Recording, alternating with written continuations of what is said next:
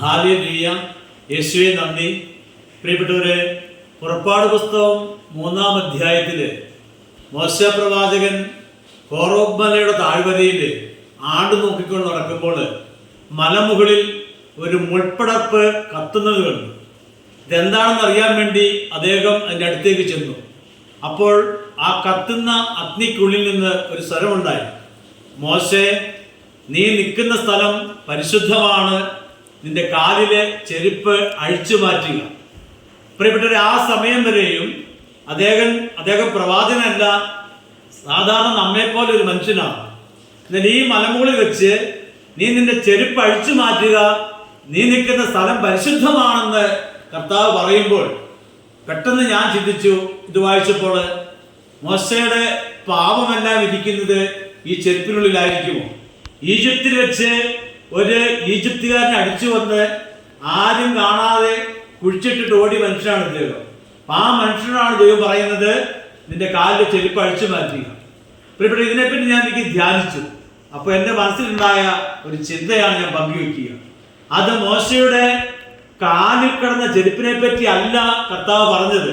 പിന്നെയോ, മോശെ, നീ ഇന്നലെ വരെയും പോയ വഴികള് നിന്റെ വഴികളാണ്, നീ ഇന്നലെ വരെയും ചെയ്തതെല്ലാം നിന്റെ ഇഷ്ടമനുസരിച്ചാണ്, നീ പ്രവർത്തിച്ചതല്ല. എന്നാൽ ഈ മലമുകളിൽ വെച്ച് ഇനി നീ താഴേക്ക് ഇറങ്ങി ചെല്ലുമ്പോൾ ഇനി നീ നടക്കേണ്ട വഴി നിന്റെ ഇഷ്ടത്തിനല്ല, ഞാൻ കാണിക്കുന്ന വഴിയിലൂടെ നീ നടക്കണം. ഞാൻ പറയുന്ന കാര്യങ്ങൾ നീ പറയണം, ഞാൻ ചെയ്യാൻ പറയുന്ന പ്രവൃത്തികൾ നീ ചെയ്യണം. പ്രിയപ്പെട്ടവരെ, ആ മലയുടെ മുകളിൽ നിന്ന് മോശ എന്ന ആ വ്യക്തി ഇറങ്ങി വന്നത് സാധാരണ ഒരു മനുഷ്യനായിട്ടായിരുന്നില്ല. ലോകം കണ്ടതിൽ ഏറ്റവും വലിയ ഒരു പ്രവാചകനായിട്ടാണ് അദ്ദേഹം ഇറങ്ങി വന്നത്. പിന്നീട് അദ്ദേഹം പോയ വഴികളെല്ലാം കർത്താവ് കാണിച്ച വഴികളിലൂടെയാണ്. പിന്നീട് അദ്ദേഹം ചെയ്ത പ്രവൃത്തികളെല്ലാം കർത്താവ് പറഞ്ഞ മാതിരിയുള്ള കർത്താവ് പറഞ്ഞതായിരുന്നു. പ്രിയപ്പെട്ടവരെ, ഈ പുതിയ വഴിയിലേക്ക്, കർത്താവ് കാണിക്കുന്ന വഴിയിലേക്ക് സഞ്ചരിക്കാൻ വേണ്ടിയാണ് മോശയോട് ചെരുപ്പ് അഴിച്ചു മാറ്റുക. ഇനി നടക്കേണ്ട വഴികൾ കർത്താവിൻ്റെതാണ്. ഇതുപോലെ യേശുക്രിസ്തുവിനെ രക്ഷകനും നാഥനുമായി സ്വീകരിക്കുന്ന ഒരു വ്യക്തിയുടെ വഴികൾ മാറണം, ഒരു വ്യക്തിയുടെ പ്രവൃത്തികൾ മാറണം, ഒരു വ്യക്തിയുടെ ചിന്തയും സംസാരവും മാറണം. പിന്നീട് അവൻ നടക്കേണ്ട വഴികൾ കർത്താവ് കാണിക്കുന്ന വഴിയിലൂടെയാണ്. പിന്നീട് അവൻ പറയേണ്ടത് കർത്താവ് പറയുന്ന കാര്യങ്ങളാണ്. പിന്നീട് അവൻ ചിന്തിക്കേണ്ടതും പ്രവർത്തിക്കേണ്ടതും കർത്താവിൻ്റെ ഇഷ്ടമനുസരിച്ചാണ്. കർത്താവിനെ ഹൃദയത്തിൽ പൂജിക്കുന്ന ഏത് വ്യക്തിയും, കർത്താവിനെ രക്ഷകനും നാഥനുമായി സ്വീകരിക്കുന്ന ഏത് വ്യക്തിയും ഈ മോശെ പ്രവാചകനെ പോലെ ദൈവത്തിന്റെ ഇഷ്ടമനുസരിച്ച് മുന്നോട്ട് പോകേണ്ട വ്യക്തികളാണ്. 1 പത്രോസ് 3:15 പത്രോസിലെ പറയുന്നില്ലേ, ക്രിസ്തുവിനെ ഹൃദയത്തിൽ പൂജിക്കുക.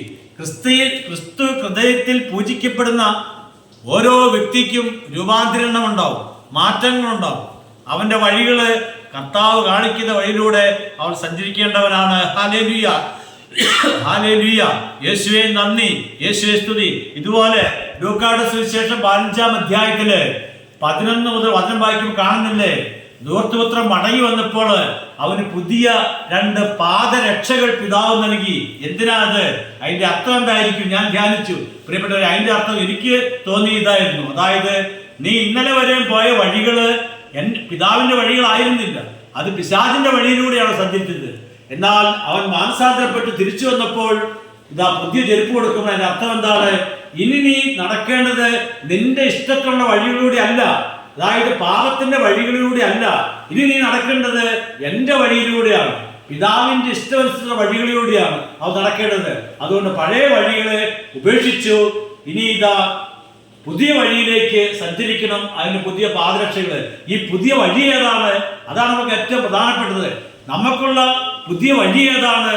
ആ വഴി നമ്മുടെ കർത്താവായ യേശുക്രിസ്തുവാകുന്ന വഴിയാണ്. ഹല്ലേലൂയ.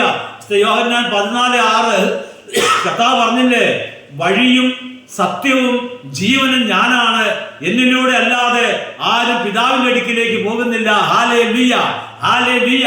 ദൂർത്തുപുത്രനും മോശയും പാപത്തിന്റെ വഴിയിലൂടെ സഞ്ചരിച്ചാൽ ഇതാ ആ വഴി വിട്ടുകഴിഞ്ഞപ്പോൾ യേശുക്രിസ്തുവാകുന്ന ആ പരിശുദ്ധ വഴിയിലൂടെ പിതാവിന്റെ സന്നിധിയിലേക്ക് പോകേണ്ടവരാണ് നമ്മളെല്ലാവരും. ഇവരെ പോലെ ഹല്ലേലൂയ, ഹല്ലേലൂയ, ഹല്ലേലൂയ. പിതാവായ ദൈവത്തിന്റെ പക്കലേക്ക്, സന്നിധിയിലേക്ക് നമ്മൾ നടന്നെടുക്കേണ്ട വഴിയാണ് നമ്മുടെ കർത്താവായ യേശുക്രിസ്തു. യേശുക്രിസ്തുവിനെ രക്ഷകനും നാഥനുമായി സ്വീകരിച്ച് ആ വഴിയിലൂടെ സഞ്ചരിക്കുന്ന ഓരോ വ്യക്തികളും ചെന്നെത്തുന്നത് പിതാവിന്റെ സന്നിധിയിലാണ്, അല്ലെങ്കിൽ നിത്യതയിലാണ്, സ്വർഗത്തിലാണ്. ഹല്ലേലൂയ, ഹല്ലേലൂയ. യേശുവേ നന്ദി, യേശുവേ സ്തുതി.